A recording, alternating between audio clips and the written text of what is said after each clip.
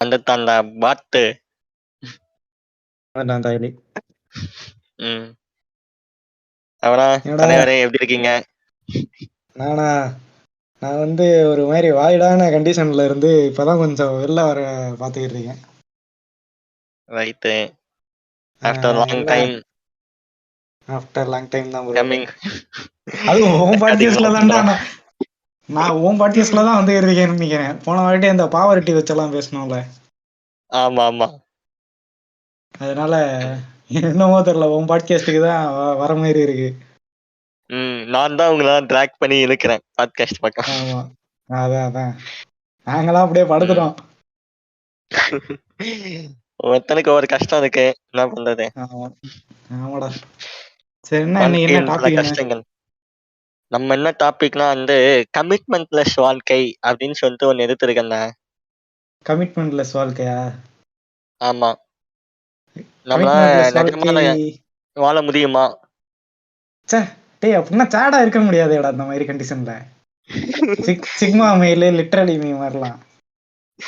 அஹ் இருக்க முடியுமா, வாழ முடியுமா? ஸோ அதுதான் எப்படி நம்ம முடிஞ்ச அளவுக்கு ட்ரை பண்ணுவோம். ஆனா எப்படி வந்து நம்ம திருப்பி கமிட்மெண்ட் குள்ளேயே போய் சிக்குவோமா, இல்ல சிக்காம இருக்கதான் முடியுமா? It is practical or not, அதை நம்ம இன்னைக்கு பார்க்க போறோம். சூப்பரா பேசுவோம். ஸோ முதல் கமிட்மெண்ட் என்னன்னா வந்து நம்ம லைஃப்ல வந்து நம்ம குழந்தையில இருந்து பிறக்க வரைக்கும் வந்து கமிட்மெண்ட் வந்து கன்ஃபார்ம் இருக்கும். கமிட்மெண்ட்னா என்ன என்ன? மாதிரி ஸ்கூலுக்கு கமிட்மெண்ட்? போறது இருக்கும். ஆமா, ஸ்கூலுக்கு ஸ்கூல்ல போனோம், ஹோம்ஒர்க் அப்பன். ஹோம்ஒர்க்கு அது ஒரு மாதிரி கஷ்டமா இருக்கும்டா. அப்பெல்லாம் என்ன வாழ்க்கடா இதுக்கு, அடல்ட்டா மாறணும் போல இருக்கும். ஆனா வந்ததுக்கு அப்புறம் தானே தெரியுதுன்னுட்டு. அதான் தூத்துக்கு வந்ததுக்கு அப்புறம் தான் தெரியும் இங்க போட்டு பழுத்தடிக்க சூத்தடிக்குது.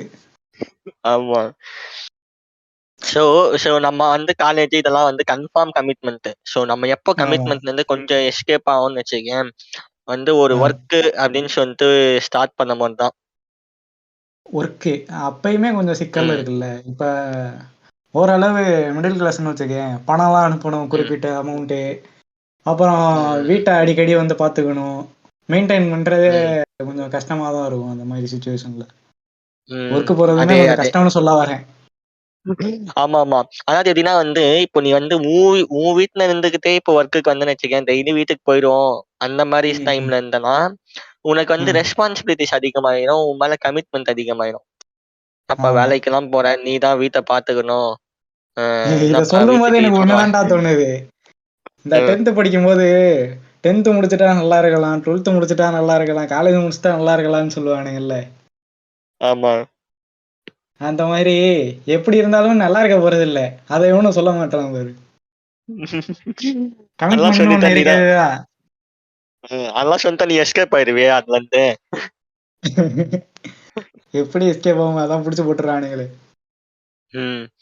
சோ அதுதான் எப்படி இப்போ இப்போ ஓரளவுக்கு எப்படி தெரியுமா கமிட்மெண்ட் வந்து இப்போ எஸ்கேப் ஆனாங்க. இப்ப நிறைய பேர் ஐடி ஒர்க்குக்கு வந்துடுறாங்க. சோ அவங்க மோஸ்டா வந்து இப்ப அவங்க சொந்த ஊரை விட்டு வெளியே வர மாதிரி தான் இருக்கும். சோ அவனுக்கு என்னன்னா வந்து இப்போதான் அந்த ஃப்ரீடமே கிடைக்கும். வந்து இப்ப வந்து அவன் எப்ப வேணா சாப்பிடலாம், எப்ப வேணா தூங்கலாம். வீட்டுல வந்து ஒரு 3 முறை வீட்டுக்கு வந்து போன் பண்ணி மட்டும் சொன்னா போறான். ஆனா வீட்டுல நடக்கிறதெல்லாம் அவன் பெருசா கண்டுக்க தேவையில்ல. ஒரே ஒரு விஷயம், அவன் சம்பாதிக்கிற காசுலாம் அவனுக்கு செலவுக்கு எடுத்துக்கிட்டு மீதி அமௌண்ட் அனுப்பிடணும். அந்த இருக்கிற அமௌண்ட்ல என்னது அந்த இருக்கிற அமௌண்ட்ல கன்ஜஸ்டடா செலவு பண்ணிக்கணும். ஓகே. இப்ப வந்து இப்போ ஒரு 5,000 ரூபாய் தான் அவனுக்கு மாச செலவு கொடுக்குறாங்க. அந்த 5,000 ரூபாய் வந்து அவன் சாப்பாடு, போயிட்டு வர செலவு, கம்பெனிக்கு போயிட்டு வர செலவு பிளஸ் எக்ஸ்ட்ரா ஏதாவது துணிமணி அந்த மாதிரி ஏதாவது ஒரு ஹாப்பினஸ்க்காக படம் சில வெளியே பேர் சுத்துது. வீட்டுல எல்லாம் நான் பாத்திருக்கேன். ஃப்ரெண்டு வீட்டுல எல்லாம் இன்ன வரை அவனை நோட்ல வந்து ஒவ்வொரு செலவையும் கணக்கு போட சொல்லிக்கிட்டே இருப்பாங்களாம். அதுவும் ஒரு விதமான, ஆனா அவங்க வந்து பட்ஜெட் பெரிய ஆனந்த் ஸ்ரீனிவாஸ் பட்ஜெட் போடுற. ஆனா அது ஒரு வகையில நல்லதுதான்டா. கண்ணா பின்னான்னு செலவு பண்ணாம ஓரளவு லிமிட்டடா வச்சுக்கலாம். ஆமா, அந்த மாதிரி நோட்ல எழுது வந்து எப்படின்னா வந்து உன்னை கன்சைன் பண்ண வைக்கும். நம்ம இந்த முறை இவ்வளவு செலவு பண்ணிட்டோம் அப்படின்னு சொல்லிட்டு சேவிங்ஸ் மைண்ட் செட்டுக்கு கொண்டு போகும். சோ அப்போ அப்போ அந்த அந்த டைம்ல என்ன பண்ணுவான், அவன் கமிட்மெண்ட் வந்து எப்படி இருக்கும்னா, இப்போ வந்து அவன் அந்த குறிப்பிட்ட ஃபேஸ் அவனுக்கு கல்யாணம் ஆகுற வரைக்கும் வந்து அவனுக்கு வந்து கமிட்மெண்ட் பெருசா இருக்காது. ஜாலியா வேலைக்கு போயிட்டு வந்தோமா, வந்ததுக்கு அப்புறம் எங்கன்னா போலாம், யாரையும் என்னைய கேட்க போறது இல்ல. இருக்கும். சில பேர் வீட்லலாம் அக்கா தங்கச்சிய கல்யாணம் பண்ற மாதிரி இருக்கும். அப்போதைக்கு இவங்க சம்பாரிச்சு கொடுக்கணும். ஆனா அதை விட்டுட்டா இப்ப எப்படி தெரியுமா இப்ப விஷயம்? இன்னொரு இது இருக்குடா. இப்ப ம்.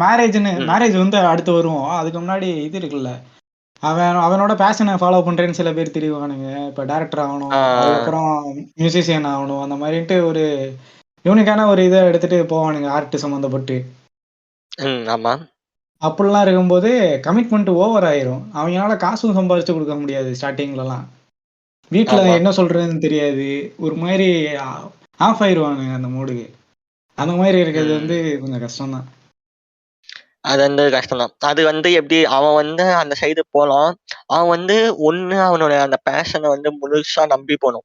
அதுக்கு முன்னாடி வந்து அவனுக்கு பேக்ரவுண்ட் இருக்கான்னு செக் பண்ணணும். இப்போ அவனுக்கு அவங்க அப்பாலாம் வந்து ஸ்டில் அவன் வந்து அவன் வந்து இப்போ அவன் பேஷன் நோக்கி போகும்போது அவங்க அப்பாவுக்கு இன்னும் ஒரு 5, 6 வருஷம் சர்வீஸ் இருக்கு. இன்கேஸ் அவங்க வந்து என்னது கவர்மெண்ட் ஒர்க் பண்றாங்க. இல்ல ஏதோ ஒரு கம்பெனில ஒர்க் பண்றாங்கன்னா ஒரு 60 வயசு வரைக்கும் இருக்கும்ல. ஸோ அந்த 5, ம். 6 வருஷம் இது இருக்குன்னா, அந்த 5, 6 வருஷம் அவங்க அப்பா பார்த்துப்பாரா? அதுக்குள்ள நீ வந்து உன்னோட ஸ்டெப் ஆன் பண்ணிடணும். அந்த ஆர்ட்ல வந்து நீ ஸ்டெப் பண்ணி, உன்னோட ம். அந்த பொசிஷன் ஃபர்ஸ்ட் அவன் அந்த என்ன சொல்றது, அவங்க அப்பா அந்த 5, 6 வருஷம் வந்து இது பார்த்துக்கணுன்ற போது வந்து, இவன் அந்த 5, 6 வருஷத்துல வந்து அவன் பொசிஷன புடிக்கணும். அந்த ஆர்ட் ஃபார்ம்ல. ம். இப்ப எந்த ம். ஆர்ட் ஃபார்மா இருக்கலாம். சிங்கிங்னா வந்து சிங்கிங்ல புடிக்கணும். என்னது ஆக்டிங்னா ஆக்டிங்ல போயிட்டு ஒரு சைடு ஆக்டராச்சும் உள்ள போகி, அவனோட ஆ. டேலண்ட்ட எக்ஸ்போஸ் பண்ற அளவுக்கு வரணும். ஸோ அவன் அதுக்குள்ள ஆ. அதெல்லாம் புடிச்சாதான், அவங்க அப்பா ரிட்டயர் ஆகும்போது வந்து இவன் ஒரு பொசிஷன புடிச்சிருப்பான். இவனால கொஞ்சம் சம்பாரிச்சு அவங்க வீட்ட காப்பாத்த முடியும். ஆ. ஆமா.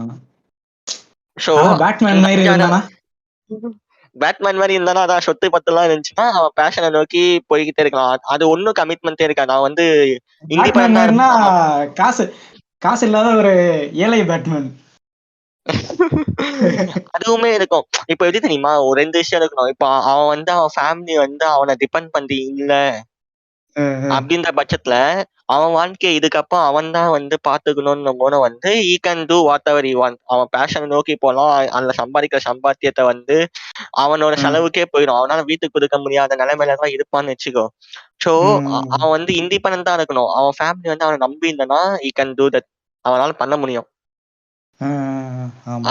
அவனே கஷ்டப்பட்டு மெயின்டெயின் பண்ணி எப்படின்னா, ஏதாவது கஷ்டப்பட்டு தான் வந்து வெளிய வர முடியும்.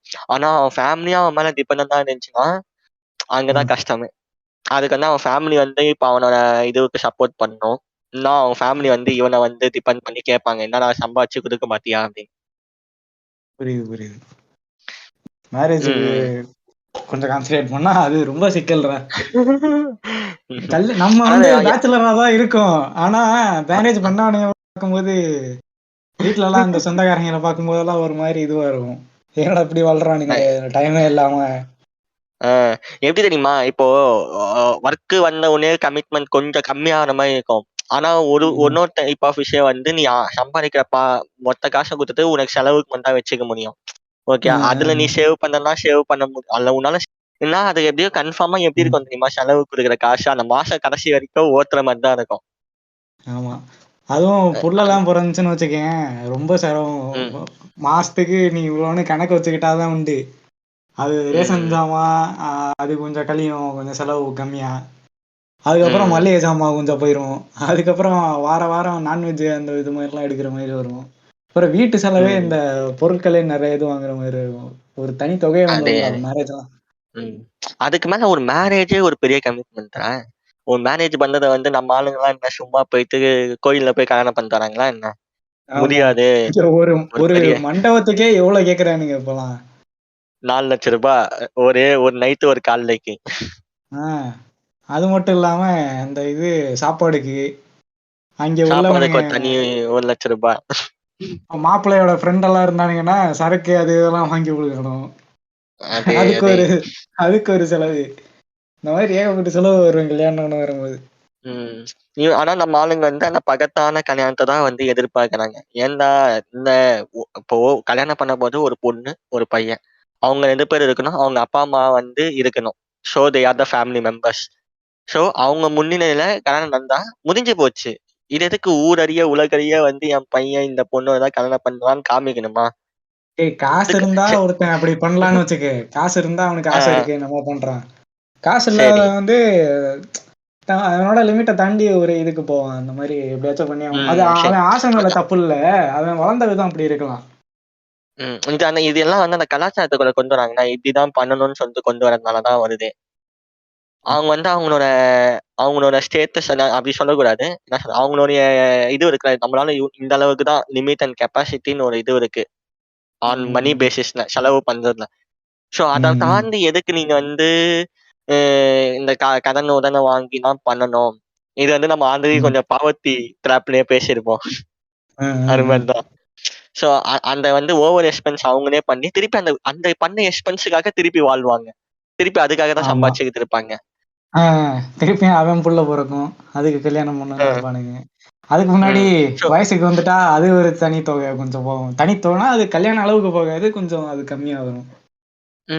ஸோ இவங்க கடனை வாங்கி திருப்பி கல்யாணம் பண்றது, கடனை வாங்கி ஒரு ஃபங்க்ஷன் பண்ணு. ஏன்டா கடனை வாங்கி ஃபங்க்ஷன் பண்றதுக்கு நீ கடனை வாங்கி ஒரு காரை வாங்கி சந்தோஷமா இருந்தா கூட பரவாயில்லையாடா. அந்த காரு தான் மாப்பிள்ளையை கொடுப்பானே பொண்ணு இருந்துச்சுன்னா. ஆமாடா, அதுக்கு வேற தனி தொகை போடுவோம்ல.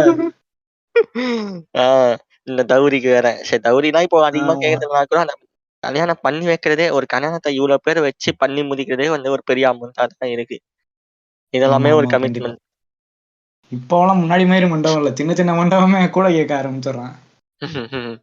ஸோ நம்ம இப்போ இவ்வளவு தூரம் நம்ம இவ்வளவு நேரம் பேசினது எல்லாமே வந்து கமிட்மெண்ட்ஸ் இருக்கிறத பத்தி, இந்த கமிட்மெண்ட்ஸ் இது எல்லாருக்குமே மோஸ்டா தெரியும். எனக்கு ஒரு டவுட்ரா டேய், ரொம்ப நாள் ஆனதுல என்னடா இன்ட்ரோ காணா, வெல்கம் டு வாயிலோட எதுவுமே. அதுவா அது ஆமா, குதுக்காம நம்ம ஸ்டார்ட் பண்ணிட்டோம். ரொம்ப நேரம் கழிச்சு பண்றோம். ஆமா, நம்ம ஸ்டார்ட் பண்ணிட்டோம். நான் வந்து அதை ஆட் பண்ணிக்கிறேன் முன்னாடி. சரிங்கண்ணா, பிரச்சனை இல்ல.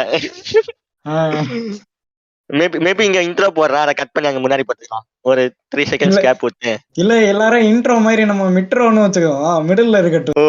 ஆமா, இப்பதான் நம்ம அந்த ஓகே இப்போ நம்ம சொல்லலாம் கமிட்மெண்ட். இப்பதான் கமிட்மெண்ட் வாழ்க்கைக்குள்ள போறோம். Come on, I am going to the intro. So, hi all, welcome to வாயில வந்த பாட்காஸ்ட். இது நான் உங்க பிராணி. நம்ம கூட வந்து ரொம்ப நாள் கழிச்சு இணைஞ்சிருக்காரு மந்தக்கோளாறு மார்னி.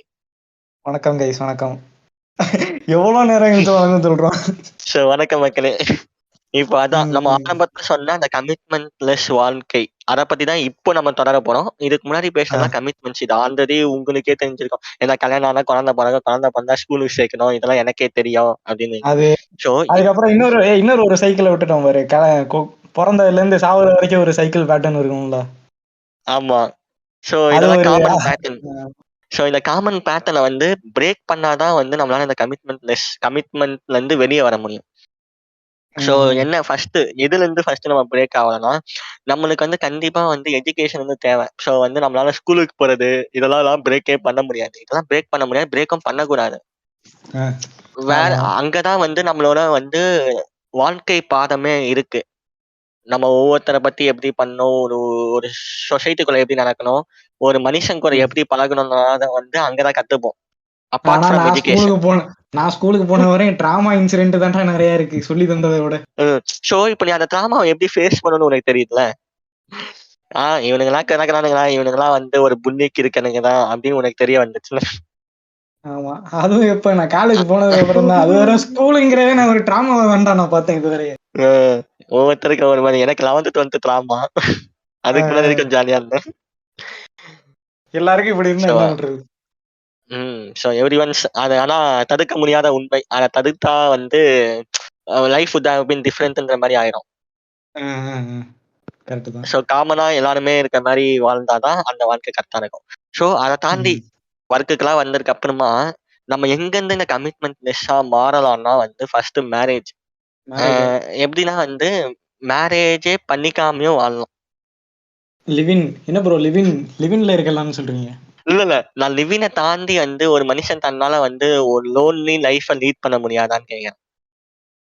லோன்லி லைஃப்னா லிட்டரலி மீன் சொல்றா. பேட்ரிக் பேட்மேன், அதுக்கப்புறம் இவரு பிளேட் ரன்னர்ல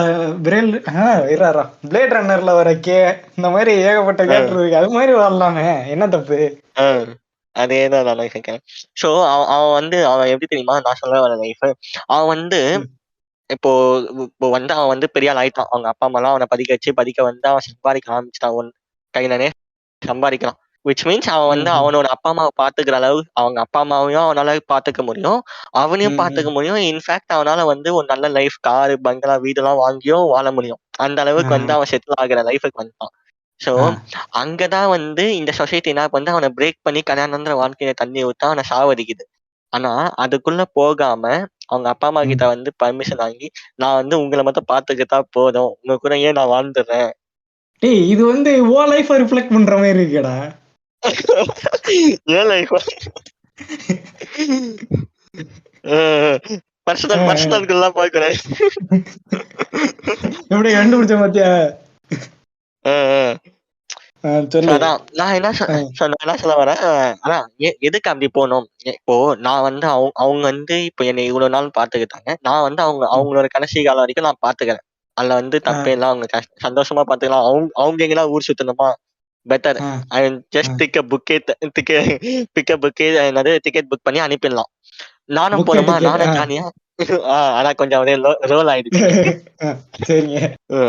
சோ அதான் அந்த மாதிரி அவங்களுக்கும் சரி. இப்ப நான் எங்கன்னா சுத்தணுமா, அவங்க வந்து எதையோ கோயில் குளம்னு போவாங்க, அவங்கள அனுப்பி நான் எங்கன்னா ஜாலியா ஊர் சுத்தணுமா, ஃபாரின் கண்ட்ரிஸா ஜாலியா இருக்கிற சம்பாதிச்சத்தை சம்பாதிச்சு. நல்ல வேலை சைடுல யாரையும் அட்டாக் பண்ண மாதிரி இருந்துச்சுன்னு பார்த்தேன். சரி இது இன்சைடு ஜோக். சோ அதான் அந்த மாதிரி நம்ம பண்ணாம இது இருந்துட்டு போயிடலாம்ல. சோ நீங்க வந்து இந்த மாதிரி இருந்தா ஜாலியா முடிஞ்சிடும். அவங்க லைஃப் முடிஞ்சதுக்கு அப்புறம் நான் தனியா இருப்பேன். பட் வந்து நான் இத்தனை வருஷம் நான் தனியா இருந்து பழகிட்டேன்னா அதுக்கப்புறம் இருக்க தனி லைஃபும் நான் இருந்துருவேன். டேய் இதுக்கு முன்னாடி காதல் ஒரு பொண்ணுங்கிற ஒரு கேரக்டர் எல்லாம் உள்ள வந்தே தீருமேடா. அதெல்லாம் வரும். அதாவது வந்து நான் சொல்றது வந்து இந்த டைப் ஆஃப் ஒரு ஸ்டோரி. இது வந்து இன்னொரு டைப் ஆஃப் கமிட்மெண்ட்னஸ். இது போனீங்கன்னா வந்து உனக்கு பெரிய கமிட்மெண்ட் இருக்காது. பெரிய கமிட்மெண்ட்னா என்ன தெரியுமா இருக்கும்? அப்பா அம்மா இருக்காது இங்க பாரு. ஆனா ஒரு வாய்டான ஒரு ஸ்டேட்டுக்கு கண்டிப்பா போவோம். என்ன ஒரு போரான லைஃப்ங்கிற மாதிரி ஒரு இதுக்குதான் போயிருவோம். ஆப்போசிட் ஜெண்டரே இல்லாம அப்படின்றியா? ஒரு ஃபீல் இருக்கணும்டா. நம்ம ஆள் மனசுல எப்பயுமே இருக்கும் அந்த மாதிரி ஒரு ஃபீலிங். வரும் அப்படின்றியா? அது ஒண்ணு இல்ல, நம்மளோட எல்லா ஒரு தாட்ஸையுமே ஒரு பர்சன்ட்ட நம்ம புலம்புறதுக்குன்னு ஒரு ஆள் இருக்கணும். அதுக்கப்புறம் ஒரு கேரன் நிறைய இருக்குடா. அது சொல்றது அந்த அதான் ஒரு லவ், அதை பத்தி மனசை தேடிக்கிட்டே இருக்கும். அதுக்காக போய் தானே அவங்க அப்படி பார்த்தாங்க. தனியா இருந்துட முடியாது, ஒரு போரான லைஃபா மாறிடும். சரி சூப்பர், நீ நல்ல பாயிண்ட். இப்ப எனக்கு லீட் எடுத்து கொடுத்துட்டேன். இப்ப அடுத்த இது கல்யாணம் பண்ணிக்கிட்டுமோ வந்து கமிட்மெண்ட் இல்லாம வாழணும். அதுக்கு பேர் தான் வந்து ஆன்டி நேட்டலிசம். எப்பாடே இத எப்படி கடிக்க கூட வருவாங்கடா. இது கடிக்க வருவாங்க, கன்ஃபார்மா கடிக்க வருவாங்க. பட் வந்து எப்படி கடிக்க வராம நான் எப்படி சொன்னேன்னா, இது வந்து ஒரு கப்புனுக்குள்ள இருக்க அவங்களோட மியூச்சுவல் கன்சென்ட் அது. ஆனா வந்து தப்புன்னு சொல்ல கன்சென்ட் வார்த்தையை சொல்லாதடா, பயமா இருக்குடா. இந்த ஃபேஸ்புக் காரங்க கண்டத சொல்லி கன்சென்ட்னு. ஆனா அதான் ஒரு கப்புள்ஸுக்கே அவனுக்கு குழந்தை வேணாம்னா அவனுக்கு முடியுமா, என்ன பண்றது? சோ அது ஃபோர்ஸ் பண்ற மாதிரி இருக்கும். ஆமா ஆமா. சோ ஆன்டி நேட்டலிசம் வந்து அது ஒரு மாதிரியான டாபிக் தான். அது எப்படி இருக்கும்னா, ஆன்டி நேட்டலிசம் வந்து அவங்க வந்து ஒரு குழந்தை பெத்துக்கிறதே வந்து ஒரு இம்மாரல் திங்கு அந்த மாதிரிலாம் இருக்கும். நீங்க சும்மா விக்கிபீடியா பார்த்தீங்கன்னாலே வந்து அத சும்மா பாக்குறத விட்டுட்டு அதை ஒரு மாதிரி இந்த ஓக்கு கும்பல் மாதிரி அதை டீப்பா எடுத்துக்கிறானுங்க. எப்படின்னா இது ஒரு ஐடியாலஜி மாதிரி பார்க்க ஆரம்பிச்சிடுறானுங்கடா. ஆமாம் ஆமா. ஆன்டி நேட்டலிசம் ஒரு மாதிரியான இது. அது எப்படின்னா ஒரு மாதிரி சேதியா இருக்கும். எப்படி சொல்றேன்னா வந்து அவங்க வந்து குழந்தை பெத்துக்கிறதே வந்து இம்மாரல் திங்ன்றாங்க. அவனுங்க எந்த வே ஆஃப் மீன் பண்றாங்கன்னா, அவன் வந்து நீங்க வந்து ஒரு குழந்தைய வந்து இந்த மாதிரி ஒரு நரகத்துல வந்து கொண்டு வந்து விட்டுறீங்க. அதாவது அவன் வந்து இப்ப வாழ்க்கை வந்து நல்லா இல்லையா. எல்லாம் இந்த ஆரியராரம் இந்த ஒரு யுவன் சங்கர் ராஜா பாட்டு இருக்கும்ல, அதுல ஒரு குழந்தை வந்து ஆசிரமத்துல திண்டாடிட்டு இருக்கும்ல. ஆமா ஆமா ஆமா. பாத்துருவானுங்க. குழந்தைனாவே இந்த உலகத்துக்கு வர்றது பாவம் அப்படின்னு நினைச்சிடறானுங்க. சோ அந்த மாதிரி சொல்றவங்க சில பேர் என்ன சொல்றாங்க, ஓ நம்மளே வந்து ஒரு மாதிரி வளர்ந்துட்டோம், நம்மளால ஆ, அவங்க வந்து என்ன நினைக்கிறாங்க, ஒரு கப்புள்ஸ் என்ன நினைக்கிறாங்க, அவங்க ம், ஆன்டி நேட்டலிசம் ஃபாலோ பண்ண அவங்க குழந்தை வேணாம்னு சொல்றதுக்கு ஒரு காரணம் வந்து எப்படின்னா, நம்ம ம், வந்து ஏதோ ஒரு மாரி வளர்ந்து, ஏதோ ஒரு மாரி இப்போ இருக்கோம். நம்ம வந்து ம், நல்லவனா கெட்டவனான்னு சொல்லிட்டு அது தெரியாது. ஏன்னா அவனுக்கு அவன் செய்றது தான் நல்லது. ஸோ ம், இங்க நல்லவன் கெட்டதுன்னு சொல்லிட்டு எதுவுமே பிரிக்க முடியாது. ஸோ அவன் ஒரு மாரி வளர்ந்துட்டான். நான் வந்து ம். என்னால வந்து ஒரு குழந்தைய ரெய்ஸ் பண்ணி, அத வந்து என்னைய மாரியே வர வைக்கிறதே ஒரு பெரிய கஷ்டம் அப்படின்னு நினைக்கிறாங்க அந்த கப்புள்ஸ். அது இப்போ அப் புரியுதுல? ஆ, புரியுது. இது ஆனா இது ஒரு மாரி காம்ப்ளிகேட்டடான ஒரு ஸ்டேட்மெண்ட்டா இருக்குடா. அதாவது என்னைய வந்து எங்க அப்பா, அம்மா எப்படியோ வளர்த்துட்டாங்க. நானே ம், வந்து ஏதோ ம், ஒரு மாரி வளர்ந்து ஓரளவுக்கு வந்து அவங்களுக்கு அடாப்டபுளா இருக்கேன். பட் ம், ஜெனரேஷன்ஸ் மாறிக்கிட்டே இருக்கு. இப்போ குழந்தைங்களுக்காக வந்து பேரண்ட்ஸ் அடாப்ட் ஆகுற நிலைமை வந்திருக்கு. ஓகே. ம். ஸோ அவங்க வந்து என்ன நினைக்கிறாங்க, இந்த கப்புள்ஸ் ஃபியூச்சர கணக்கு வைக்கிறாங்களாம். ஃபியூச்சர கணக்கு வச்சுக்கிட்டு ஃபியூச்சர்ல இவன் திண்டாடிருவான் அப்படின்னு. இவன் இல்ல இவ ஆமா. திண்டாடிருவான்னு. அ ஆ எப்படியோ வந்து இப்போ ஃபியூச்சர்ல வந்து எப்படியோ வந்து ஒரு கப்புல்னா அவங்க 2 பேருமே ஒர்க்குக்கு போவாங்க. அவங்க 2 பேரும் இண்டிபெண்டன்ட்டா வந்து சம்பாதிச்சு, இண்டிபெண்டன்ட்டா வந்து பிரைவசி மெயின்டெயின் பண்ணணும். இண்டிபெண்டன்ட்டா என்னோட ஆசைகள்லாம் நான் மெயின்டெயின் பண்ணணும்னு நினைப்பாங்க. ம், ஓகே. ம். அந்த சமயத்துல வந்து உனக்கு வந்து குழந்தைன்ற ஃபர்ஸ்ட்டு வந்து ஒரு கமிட்மெண்ட். எந்த டைப் ஆஃப் கமிட்மெண்ட்னா 2 கமிட்மெண்ட். அந்த குழந்தைய வந்து ஒழுங்கா வளர்க்கறது ஒரு கமிட்மெண்ட். ஆமா. நல்ல ஐடியாலஜிலாம் குடுத்து, நல்ல திங்கிங்ஸ், நல்ல விஷயங்கள்லாம் சொல்லிக் குடுத்து வளர்க்கறது ஆ, ஒரு விஷயம். ஆ, பிளஸ் அந்த குழந்தைக்கு படிப்பு, சாப்பாடு, இதெல்லாம் துணிமணி இதெல்லாம் ஷெல்டர் குடுக்குறதும் ஒரு பொறுப்பு. ஆமா. நெறைய இருக்குடா. குழந்தை எங்கனாலும் கூட்டிட்டு போணும். சொல்லி தரணும் 4 ம். விஷயம். ஆமா, அது அது பாட்டுக்கு ஒரு ஜீவனா விட்டுறக்கூடாது தன்னந்தனியா ஆமா. வீட்டுக்குள்ள இருந்து. ஸோ இந்த மாரி வந்து இது வந்து எப்படி நினைக்கிறாங்கன்னா, இது வந்து இதுவே ஒரு ப்ராசஸ். நான் பார்த்துக்கிட்டு இருப்பேன். நான் வந்து இதுக்காக மெனக்கெடணும் அப்படின்றாங்க. இது கேட்கும்போது ஒரு மாரி, "என்னங்க தாய்மை உணர்வே ஆமா. இல்லையா?" அப்படின்னு கேட்பாங்க. இது வந்து அதான். ஒரு பொண்ணு சொன்னா இது வந்து ஒரு பொண்ணு சொன்னா, எனக்கு குழந்தை பெத்துக்கவே பிடிக்கலன்னு சொல்லிட்டு ஒரு பொண்ணு சொன்னா, இந்த ம். சமுதாயம் எப்படி கேட்கும்னா வந்து, "உனக்கு தாய்மை உணர்வே இல்லையா?" அப்படின்னு தான் கேட்பாங்க. டேய் நயன்தாராவ பாத்தே அப்படிதான்டா கேக்குறானுங்க. அந்த வாடகை தாய் இது பண்ணதுக்கு. க ஓவரா அந்த ஆமா. இது என் ம். கான்டாக்ட்ல பாத்தா 2, 3 பேர போட்டுக்கிட்டே இருந்தானுங்க. இது வந்து ரொம்ப ஓ! தவறான ஒரு சரகசின்னு. விஷயம். ஒருத்தன் பிஜேபி, இன்னொருத்தன் தம்பி. இல்ல அதான் உட்காந்து கடிச்சுக்கிட்டே இருந்தானுங்க. நயன்தாராவ புடிச்சு அந்த ஆ. நேரம். அவனுங்க வந்து சரகசியே வந்து ஒரு பிரச்சனையா இருக்குடா. எப்படின்னா வந்து, ம். அ அ இப் அவங்க வந்து சரகசி பண்ணது வந்து என்ன விஷயமா வேணா இருக்கலாம். அது அவங்க அவங்க 2 பேரும் ஒரு தனிப்பட்ட விஷயம்னா, ஆ இவங்க மூவில ஏதோ மேபி வந்து கான்ட்ராக்ட் குடுத்துருப்பாங்க. அ அது கூட விஷயம் இல்லன்னு வச்சுக்கோ. மேட்டர் என்னன்னா, நம்ம அ, எதுக்கு அவங்க பெர்சனல் விஷயமா யோசியேன். இப்போ நயன்தாரா அவங்களுக்கு வந்து ஏதாவது கர்ப்பப்பையில ஏதாவது பிரச்சனை இருக்கலாம். இல்லன்னா ஆ தலைவர் விக்னேஷ் சிவனுக்கு ஏதாவது ஒரு பிரச்சனை இருக்கலாம். இதுவே ஒரு ஓகே. பெர்சனலான ஒரு தாட் தான். ஆமா, ஆனா ஆமா, அப்படி போகக்கூடாது. அது அவங்களோட தனிப்பட்ட ஆமாமா. விருப்பம் தான் என்னதான் ஆமா. இருந்தாலும். அது அது தனிப்பட்ட விருப்பம். எய்தர் இந்த மாரி ஏதாவது ஒரு விஷயமா இருக்கலாம். இல்ல அவங்களுக்கு எந்த பிரச்சனையுமே இல்ல. அவங்க சரகசி தான் பண்றாங்க. அது வந்து அவங்க வந்து பேஸ்ட் ஆன் அவங்களோட இண்டஸ்ட்ரிக்காக. ஒண்ணு அவங்க இண்டஸ்ட்ரியில ம். சர்வைவ் ஆகணுன்றதுக்காகவும் அவங்க அத ம். பண்ணலாம். அது தப்பு இல்லையே! ம். அது வந்து அவங்களோட தனிப்பட்ட விஷயம், தனிப்பட்ட கருத்துன்ற மூலம் அவங்களோட தனிப்பட்ட ஃபேமிலி மேட்டருக்குள்ள நம்ம போகணும்னு அவசியமே கிடையாது. எல்லாருமே அடுத்தவன் அதே வாழ்க்கையில என்ன நடக்குதுன்னு பார்க்கிறது தானே. நம்ம ஊர்ல பிக் பாஸ் பாக்குற கூட்டம் தானே. அடுத்தவன் என்ன பண்ணுகிறான்? யார போய் யார் ஆமா. அடிக்கிறா? அப்படின்னு பாக்க அதிலயே ஒரு கியூரியாசிட்டி ஏற்பட்டு தான் அவனுங்க யாரு எத பண்ணாலும் உட்காந்து டீட்டெயிலா ஆராயிறது. இவனுங்களோட பிரச்சனை இது. அ ஸோ இப்ப அதான் ஆன்டி அவங்க நேட்டலிசம் என்ன நல்லதா? கெட்டதா? அது ஒரு தனிப்பட்ட விருப்பம் தான் என்ன கேட்டா. அது பெருசா ஆராயறதுக்குலாம் ஒண்ணும் இல்ல இவனுங்க கத்துற மாரி. ஆமா. ம். ஆன்டி நேட்டலிசம் இந்த டாபிக்க விட்டுருவோம். ஒரு கப்புல்ஸ் ம். வந்து ஒரு குழந்தை பெத்துக்கணுமா, வேணாமான்னு யோசிக்கிறது அவங்க 2 பேருக்குள்ள இருக்க விஷயம். ம். ம். ஓகே. ஆமா. அவங்க 2 பேருக்கு வந்து இந்த இன்னும் நான் சம்பாரிச்சதுக்கு அப்புறமா குழந்தை பெத்துக்கலாம்னு யோசிச்சாங்கன்னா, அவங்க ம். ஓன் ம். சாய்ஸ்.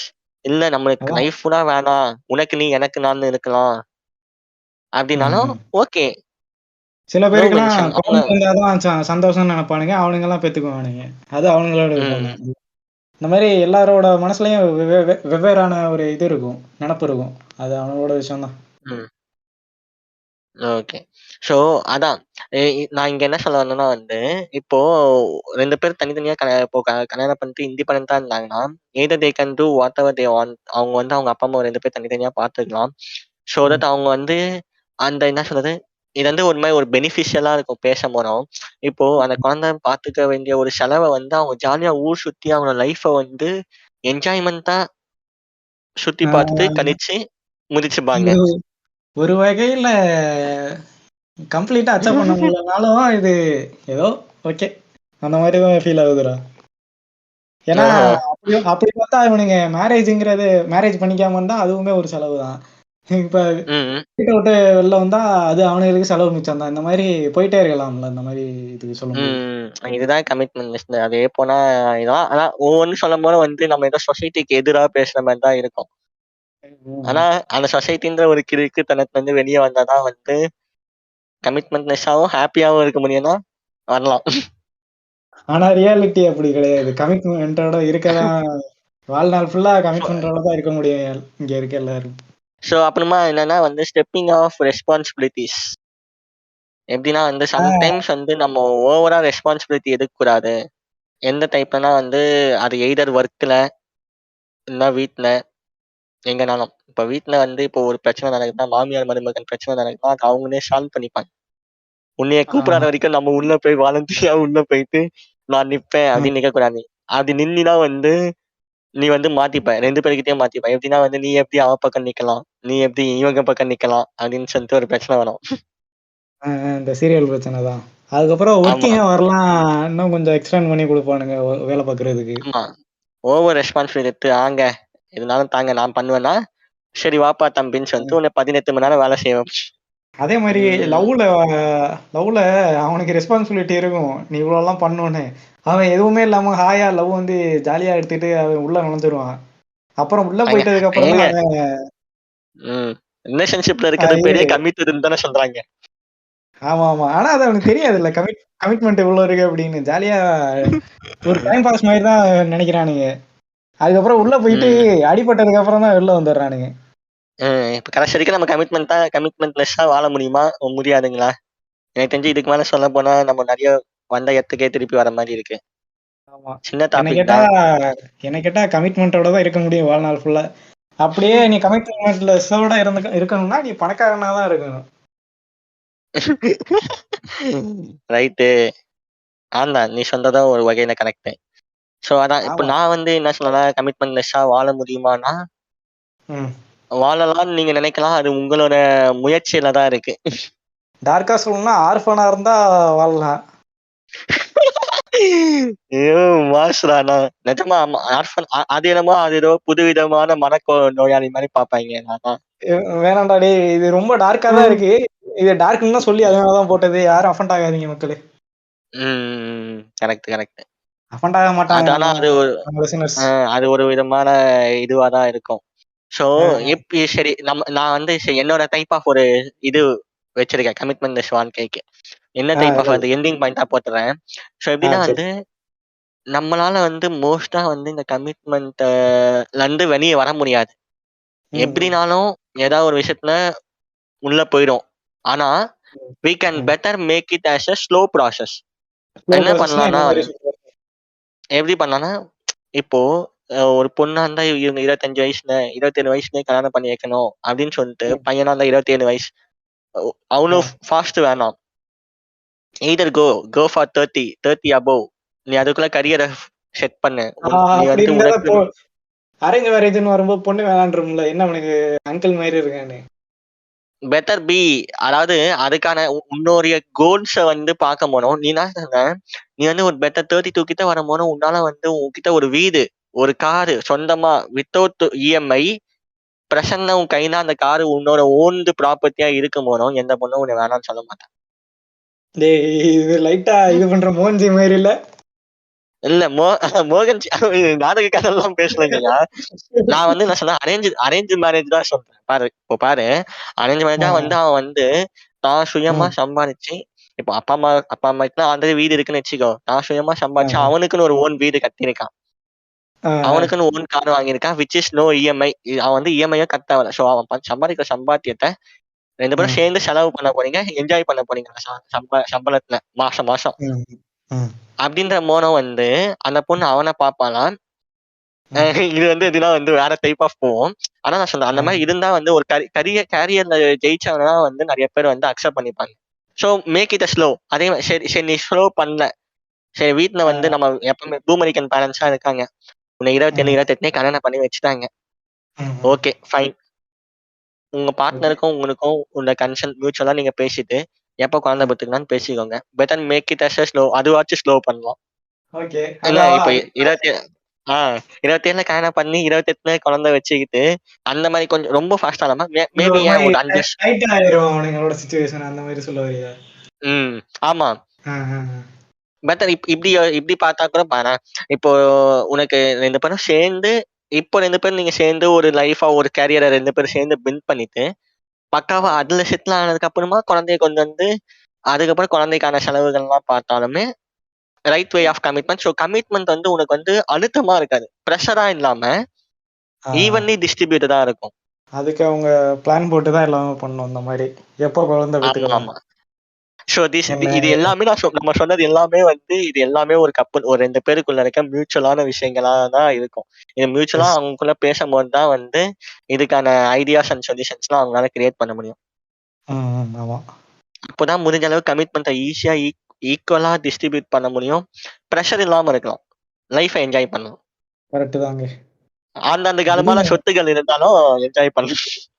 சொத்துகள் இருந்தாலும் அப்புறம் சில வீட்டுலலாம் அண்ணன் தம்பி இந்த மாதிரி நிறைய பேர் இருப்பானுங்க. அப்படி இருக்கும்போது கொஞ்சம் அப்படியே பிரிச்சுக்கலாம் அந்த ரெஸ்பான்சிபிலிட்டிய. Okay okay. ஆமா, அது வீட்டுக்குன்னு இருக்க காமன் ரெஸ்பான்சிபிலிட்டி தான் பிரிச்சுக்க முடியும். ஆமா, இவங்களுக்குள்ள தனித்தனியா இருக்க பெரிய பெரிய கனவுகள்லாம் இருந்தா இல்ல மொத்தமா ஒண்ணு கூடி வரும்போது அது ஹார்டா இருக்கும்ல, அப்படி சொல்ல வரேன். ஆமா ஆமா யா கரெக்ட் தான் அதெல்லாம் ஒண்ணும். ஸோ ஆனா என்னைக்கு மைண்ட்னா கமிட்மெண்ட் இல்லாம வாழ முடியாது, ஆனா கமிட்மெண்ட்டை ஸ்லோ ஆக்கி வாழலாம். எது பண்ணாலும் பிளான் பண்ணி பண்ணணும். ஓகே பண்ணுங்க ஃப்ரெண்ட்ஸ். ரைட்டு.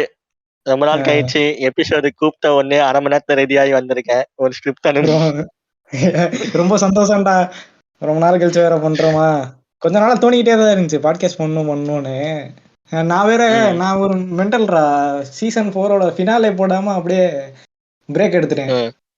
ஃபினாலே போட்டு பிரேக் எடுத்திருந்தா கூட மொத்தமா ஒரு சீசன் அப்படியே ஸ்டார்ட் பண்ணி வரலாங்கிற மாதிரி தாட் வந்துச்சு.